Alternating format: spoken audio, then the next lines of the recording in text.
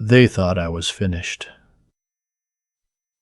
They looked at me lying in that hospital bed and saw nothing but a problem to be solved, a signature to be collected, a lock to be picked. They were so sure of themselves. That certainty was their first mistake. Let me tell you how it started. I was 67 years old the morning my left arm went numb at the kitchen table. I remember setting down my coffee mug, the blue one my wife Clara had given me the Christmas before she passed, and thinking it was strange, the way the feeling just drained out of my fingers like water through a cracked cup. I stood up to walk it off, and the floor came up to meet me before I could take a second step. I hit the linoleum hard.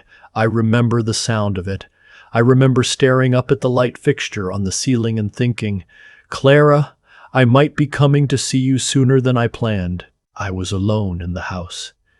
I've been alone in that house for 3 years, ever since we buried Clara on a Tuesday in March, with rain coming sideways across the cemetery and my 2 children standing on either side of me like they were posing for a photograph. My son, Derek, 38 years old, tall like me, wearing a suit that cost more than my first car. My daughter, Simone, 34, standing close enough to look like she was comforting me but never actually touching my arm. I noticed that. Even then, I noticed. I managed to pull my phone off the table with my good hand and call 911. The paramedics were there in 11 minutes. I know because I counted the seconds on the ceiling. When they loaded me into the ambulance, I asked one of them, young kid, maybe 25, red hair. I asked him if he'd let my kids know. He said he would try. He was kinder about it than he needed to be. It was a stroke. The doctor said I was lucky. That word, lucky, sits different when you're lying in a hospital gown with tubes in your arm and a television bolted to the wall playing game shows at 2 in the afternoon. I kept waiting for my children to walk through that door. I had given those 2 everything I had for 34 years. Derek's college education, the down payment on his first house, the loan I never asked back when his restaurant idea failed, and then the second loan when he said he'd learned from his mistakes. Simone's wedding, $42,000 because she wanted a venue with a vineyard view. The car I bought her when she said she couldn't afford reliable transportation for my granddaughter, Lily. I had given and given and given because that's what a father does. That's what I believed. Nobody came the first day. I gripped the bed rail with my good hand and told myself they were coming. Derek had a long commute. Simone had Lily to think about. There were reasonable explanations. Nobody came the second day either. On the morning of the third day, a nurse named Patrice came in to check my vitals. She was a quiet woman with kind eyes, and she didn't say anything about the fact that I had no visitors. She just did her job, and then paused at the door on her way out and said, "Mr. Haynes, is there anyone we can call for you?" The way she asked it, gently, carefully, the way you ask someone a question you already know the answer to, that was worse than being alone. That was the moment it stopped being a misunderstanding and became something else entirely. I asked her to try my son again. She came back an hour later and told me she'd spoken to him. I watched her face while she delivered the message, and I will never forget what I saw there. She was doing her best to keep her expression neutral, but there was something underneath it, something she was holding back, and it looked like pity. She told me Derek had said he was tied up with work and that he'd try to get by when he could. That was the exact wording. Try to get by when he could. Like visiting your father in the hospital after a stroke was something you worked into your schedule between meetings, if the timing worked out. That night, I lay in the dark and I did something I hadn't done since Clara died. I cried. Not for long. Not loudly. Just quietly, in the way old men cry when nobody's watching, like something leaking from a container that got too full. I cried for the versions of my children I used to know, the little boy Derek who used to fall asleep on my shoulder at baseball games, The little girl Simone, who used to bring me drawings she'd made at school, folded up small in her coat pocket like secrets. I cried for those children, because somewhere along the way I had lost them, and I hadn't even noticed until I was lying in a hospital bed with a stranger's hands checking my blood pressure. And then I stopped crying, and I started thinking. My brother-in-law, Ray, came to see me on day 4. Ray is Clara's younger brother, 61 years old, retired from the post office, drives an old Ford pickup he's had since 2009, and refuses to replace because he says it still runs fine. Ray is the kind of man who says what he means and doesn't add anything extra to it. He walked into my room, sat down in the chair next to my bed, looked at me for a moment, and said, "Walter, I heard what happened. How are you doing?" Not how are you feeling. How are you doing? There's a difference, and Ray knew it. I told him the truth. I said I was doing better physically than I had any right to expect. I said my children hadn't come. Ray looked at the window for a moment. Then he looked back at me. He said, "I know." I asked him what he meant. He said Derek had called him. Not to ask about me, to ask whether Ray knew what my financial situation looked like, whether I had updated my will after Clara passed, whether the house was paid off. Ray said he'd told Derek he didn't know, and that Derek should come see me himself if he wanted to know how I was doing. Derek had said he would get around to it and hung up. I stayed very still while Ray told me this. The heart monitor next to my bed kept its steady rhythm. The game show on the television was on mute. Outside the window, the sky was white and flat and featureless. I said, "Ray, I need a favor." He said, "Name it." I told him I needed to make a phone call and I needed him to sit with me while I made it. I needed him to take some notes. And I needed him to not mention any of this to Derek or Simone until I told him it was all right to do so. Ray took out a notepad from his jacket pocket. He always carries one, old habit from his post office days, and he uncapped his pen and he said, "Go ahead." The first call I made was to my attorney, a man named Gerald Park who had handled Clara's estate and had been my lawyer for going on 20 years. Gerald picked up on the second ring. I explained the situation in plain terms. He was quiet for a moment, and then he said he could come to the hospital the following morning, and we could review everything together. I said that would be fine. The second call I made was to the First Baptist Church on Clement Avenue, where Clara and I had been members for over 30 years. I asked to speak to Pastor Morrison. His secretary put me through. I told him I had been thinking, lying in that hospital bed, about what really mattered, about where I wanted my life's work to go when I was gone. He listened without interrupting. When I was finished, he said, "Walter, let's talk about that." And we did, for almost an hour. When I hung up, Ray looked at me and said, "You sure about this?" I told him I had never been more sure of anything since the day I asked Clara to marry me. He capped his pen and put the notepad back in his pocket and said, "Then let's do it right." Gerald came the next morning with documents and a notary, and we sat in that hospital room for 2.5 hours going through everything. The house, the investment accounts Clara and I had spent 40 years building carefully, slowly, the way you build something you intend to last. The life insurance policy, all of it. Gerald asked me twice if I was certain, and both times I told him yes. The notary witnessed my signature. Gerald shook my hand and said he would have everything finalized within the week. He was as good as his word. He always was. I spent 2 more weeks in the hospital and then another 3 weeks in a rehabilitation facility, doing physical therapy to get the strength back in my left side. In all that time, Derek came once, on a Tuesday afternoon, and he stayed for 40 minutes. He sat in the chair like he'd rather be anywhere else, asked me a few questions about how I was feeling. And I want you to understand that he did this without any apparent awareness of how it sounded. He asked me whether I had thought about getting my paperwork in order, whether I had a current will, whether my accounts had beneficiaries listed. I looked at my son for a long moment. 48 minutes I had been in labor with that boy, Clara had told me.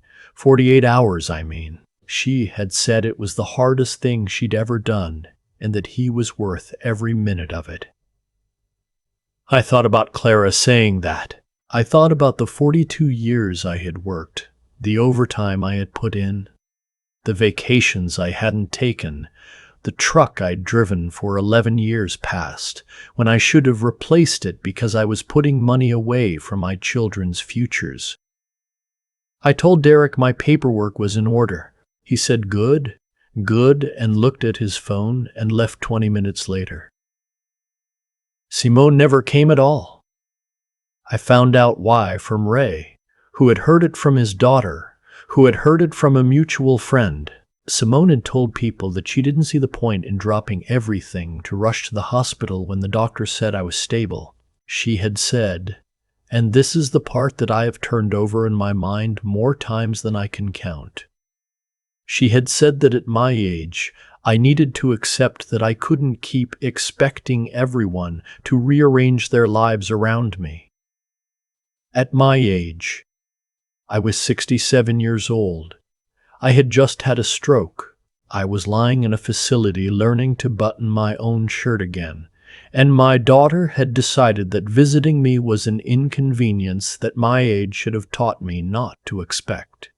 I thought about the night Simone was born, how I had held her in the delivery room, and she'd wrapped her whole fist around my index finger, and I had stood there thinking, nothing bad will ever happen to this child while I'm alive. I had made that promise to myself, and I had kept it every day for 34 years. Every single day. I came home on a Thursday in October. Ray drove me.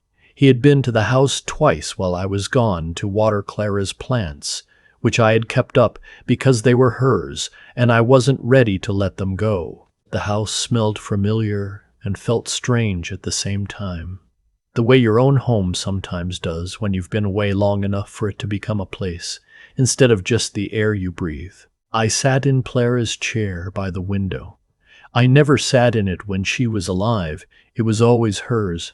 And I looked out at the backyard where the oak tree we'd planted the year Derek was born had grown taller than the roofline. I sat there for a long time. 3 weeks after I came home, Derek called. Not to ask how I was managing, to tell me he had been talking to Simone and they had agreed that given my health situation, they thought it would make sense to sit down together and discuss the house, whether it made sense for me to still be living alone at my age. What the plan was, they wanted to come over on Saturday. I said Saturday was fine. They arrived together. Derek in his good car, Simone in the one I'd bought her, and I noticed Lily wasn't with her. I had not seen my granddaughter since before the stroke. I mentioned this. Simone said Lily had activities. We sat at the dining room table, the same table where I had helped Derek with his science fair project in 7th grade, where Simone had done her college applications, where Clara and I had eaten 30-some years of dinners together. I offered them coffee and they both said yes, and I made it and brought it to the table and sat down. Derek said they had been worried about me. He said it with the practiced ease of someone who had rehearsed it, and I listened without changing my expression. He said at my age, living alone in a house this size wasn't practical. He said the property taxes were significant and the maintenance was a lot for one person. He said he and Simone had been discussing whether it might make more sense for me to move somewhere with more support, an assisted living situation, perhaps, and whether the house might be better served by being liquidated while the market was still favorable. I looked at my son while he said these things. I looked at my daughter, who was nodding along with the careful neutrality of someone who has already decided what they want and is simply waiting for the formality of the conversation to reach its conclusion. I let Derek finish, then I let the silence sit for a moment. I said, "Is that everything?" Derek said there was also the matter of the investment accounts, and whether I had given thought to restructuring things so that there was less complexity in the estate when the time came. I said, "When the time came." He said, "Dad, we're just being practical." I looked at the two of them sitting at my wife's table in my wife's chairs in the house their mother and I had spent a lifetime building, and I felt something that I can only describe as clarity. Not anger, exactly. Not sadness. Something cleaner than either of those. Like a fog burning off. I said, "I appreciate you both coming over. I've done a lot of thinking since I was in the hospital. About what matters. About what I want the rest of my life to look like." They both leaned forward slightly. I said, "I've already taken care of everything." Derek said, "What did I mean?" I said I meant that the house, the accounts, all of it, had already been handled. I had met with Gerald while I was still in the hospital. Everything was in order. Simone said, "What do you mean, handled?" I said handled meant exactly what it sounded like. Handled. Derek said, "Dad, you should have talked to us before making any major decisions. We're your family. We should have been part of that conversation." I thought about the 11 days I had been alone in that hospital before Ray walked through the door. I thought about the 40 minutes Derek had stayed, the questions he had asked about my accounts while I was still learning to hold a spoon properly. I thought about Simone telling people I needed to accept that I couldn't expect people to rearrange their lives for me. I said, "You had every opportunity to be part of that conversation. I was in the hospital for 3 weeks and in rehab for 3 more. The door was opened." The room got very quiet. Derek said the details could be worked out later, that the important thing was family, and I should think carefully before making decisions that affected all of them. I said I had thought very carefully, and that the decisions I had made were mine to make. Simone said, "Dad, what exactly did you do?" I stood up from the table. My left side still wasn't completely back to what it had been, but I stood up straight and I looked at both of my children and I said, "Gerald Park will be in touch. He handles everything now. If you have questions about the estate, you can direct them to him." I walked them to the door. Derek stood on the porch for a moment and looked at me the way you look at someone when you realize the ground has shifted under your feet and you're not sure yet how far. He said, "Dad." Just my name. Like there was something else supposed to follow it, but it wouldn't come. I said, "Drive safe." I closed the door. I stood in the hallway for a moment after. Then I went back to Clara's chair by the window and I sat down and I looked out at the oak tree in the yard and I let out a long, slow breath. What I hadn't told Derek and Simone, what Gerald would inform them of in due time, was the full picture. The house had already been put in a trust with specific stipulations that could not be challenged. The investment accounts, the life insurance policy, the savings. A portion had been directed to the First Baptist Church on Clement Avenue, to their community outreach programs that Clara had always cared deeply about. A portion had been set aside for Lily, my granddaughter, in an education trust that would be accessible to her when she turned 18 and not before, administered by Gerald's office and not by her mother. And a portion had gone to Ray, not because Ray had asked. He hadn't. When I told him, he had looked at me for a long time and then said he didn't need it. I told him I knew he didn't need it, and that was exactly why he was getting it. Gerald reached out to Derek and Simone in the second week of November. I was not present for that conversation. I found out later through Ray that Derek had sat in Gerald's office for 20 minutes asking increasingly pointed questions, and that Gerald had answered each one with the same measured, professional patience he brought to everything. the accounts, the trust, the restrictions, the timeline, all of it legal, all of it ironclad, all of it already done. I was told that when Derek finally understood the full scope of it, he said nothing for almost a minute. I was told that Simone had cried, not the kind of crying that comes from missing someone. The other kind. Winter came early that year. I spent it quietly. Ray came by most Sundays.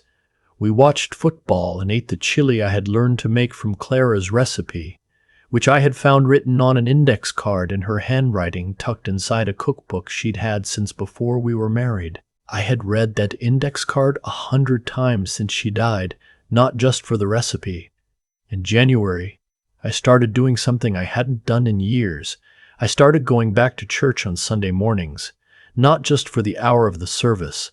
I started staying afterward, helping with the food pantry they ran for the neighborhood, carrying boxes and stacking shelves and talking to people. Pastor Morrison had me come in one evening and asked if I'd be willing to speak to a men's group he was putting together. Older men in the congregation who were navigating the particular kind of loneliness that comes with this stage of life. I said I wasn't much of a public speaker. He said that wasn't what he needed. He said he needed someone honest. I said I could manage honest. There was a morning in February when I was in the kitchen making coffee, the good coffee I had started buying because Clara had always wanted to and I had always said it was too expensive, and I caught my reflection in the dark window over the sink. I looked at myself for a moment, 67 years old, a little unsteady on my left side still, standing in my kitchen in the early morning quiet. I was not the same man who had lain on the linoleum counting seconds and thinking he was going to die. Something had changed. Not bitterness. I want to be clear about that. I am not a bitter man, and I don't intend to become one. What had changed was something simpler. I had stopped waiting. I had spent 34 years waiting for my children to become the people I believed they were capable of being. I had given and extended and overlooked and explained away and waited. I was done waiting, and in the space where that waiting had been, something else had moved in. Something quieter and more solid. Something that felt, after a long time of not feeling it, like peace. Derek called me once in March, not about the estate this time. He called on a Sunday afternoon, and the call was awkward in the way. Calls are when someone is trying to say something they haven't worked out how to say yet. He asked how I was doing. I told him I was doing well. He asked about my health. I said the left side was about 85% back, and the doctors were pleased. There was a pause, and then he said, "Dad, I think we should talk." I said I was listening. He said he meant in person. I said I was home most evenings. He said he'd call to set something up. He never called again. That was all right. I had stopped needing it to be different than it was. That, I think, is the gift I had not expected. Not the money, not the satisfaction of having protected what Clara and I built together. The gift was that I had stopped bending myself toward people who had made it very clear what shape they intended to hold. I think about Clara a lot. I think she would have understood what I did, though she might have grieved it more than I did.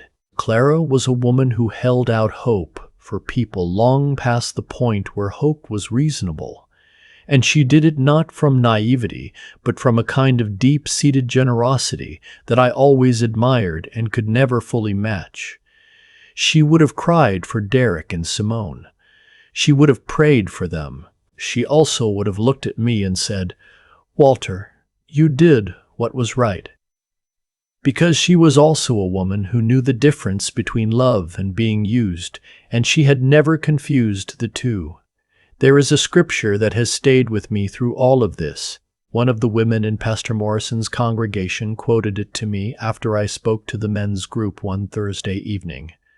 She said it quietly as she was leaving, almost to herself, like a reminder. "Do not grow weary in doing good," she said, "for in due season you will reap, if you do not give up." I had heard that verse my whole life.